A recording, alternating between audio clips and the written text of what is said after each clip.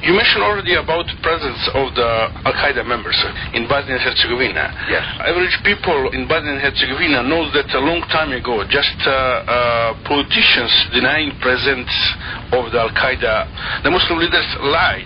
They know about that, but they lied to U.S. Is that not enough to change the policy? Well, see, look, here's the thing, Ivica, I think it's very important for Croatians to understand.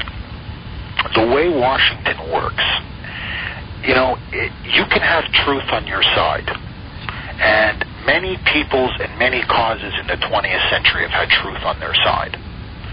And yet, if you don't properly and intelligently and aggressively advocate for your cause and let people know exactly what is happening and inform them and continue to lobby and relentlessly lobby, then Washington is just going to, look, it is a great power.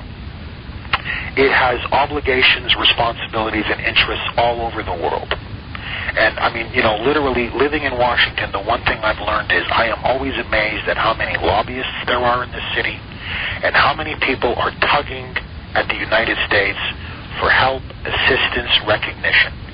So you have to be, especially as a small country and a small people, you have to be extremely aggressive and very militant in getting your cause and your interests and your issues heard here in Washington. And that's why it is important, I believe, for the Croatian American community to have a permanent bureau or desk or office here in Washington and to begin to lobby the way other groups lobby on behalf of their family members or behalf of their ancestral homeland. And I'm not just talking about, obviously Jewish Americans are very prominent, but you have Irish Americans, you have Italian Americans, you have Cuban Americans, you have Polish Americans, you have many other groups that are very vociferous and very aggressive in lobbying and making sure that their issues are heard and that there is a spotlight on issues that matter to them. Croatians have not developed that art yet. Now, look, it's a mystery. Why? Why are some groups just better at advocating for their cause than others? I have a theory. It's just a theory. My theory is that because Croatia for centuries was under either Italian rule, Hungarian rule, Austrian rule, Turkish rule, or in the 20th century under Serbian rule, that this existence, over centuries of not having one's own state, but of being run by others, it's given many Croatians a sense that there's almost something inevitable about the world controlling Croatia's destiny. And Croatians have been so used to serving other peoples and being oppressed by other peoples that literally they don't know how to behave as an independent state. So for them, the arts of lobbying, the arts of getting public and media relations, the arts of diplomacy, this is something very new to many Croatians. And that's why I often find myself advocating things like, you got to be in Washington and you got to make your argument over and over and over again. Croatians seem to almost think, well, if I said it once and they don't accept it, well, they're not interested. Well, if everybody else thought like that, nobody would get what they want. The point is, when you're in Washington, you have to push and push and push and push. And when somebody says no, you come back and you come back until you get a yes. So it takes vigilance, it takes expertise, it takes patriotism, it takes energy. And this is something that Croatians have not been able to do literally since 1991. They have not been able to sell the Croatian cause to the world and especially to the United States. Now, the only exception was Tudjman at times, and in particular in 94-95 regarding Operation Storm, which was absolutely brilliant through Gojko Šušak, the way he read the situation on the ground in Bosnia, sensed the change in American policy, sensed an opening, and they went in and forged a military alliance that eventually helped to liberate Croatia's territories and also to deliver a decisive defeat to Slobodan Milosevic.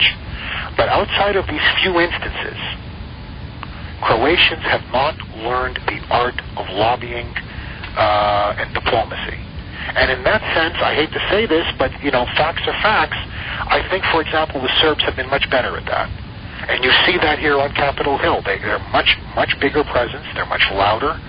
They're much shrewder. And so Croatians have to work on that. And until they do that, the West is not going to listen to them. And that's why it's important to target the media, to lobby people here on Capitol Hill, and to have people in Zagreb. That's the most important thing. Stand up and speak on behalf of all Croatians. Mr. Jeffrey, do you have anything else to say? Do you have any kind of message for our listeners? The only message I have is just I say hello to everybody, especially to my dear friends in Chicago, CAA. I just want to thank everybody for their support. I can't tell them how much it means to me.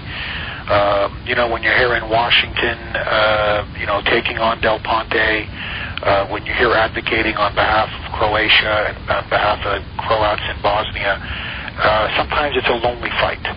And, there's a lot of enemies, obviously. And so, I really appreciate the support, moral support, verbal support, through emails. I just really appreciate that. And, I want to give my best to Father Joe. I want to give my best to George Rudman. I want to give my best to Mel Machina. I want to give my best to everybody down there, and especially to the Franciscan friars at the Croatian Ethnic Institute, who have just been wonderful in helping me with my book and just the way they treated me when I came down. And what I just want to say to my fellow Croatians out there is I want them to know that they should be very proud of their Croatian heritage, that Croatia itself is I believe, one of the great countries and one of the great cultures of Europe, especially of Central Europe, and that Croatian Americans have had an immense impact on American society.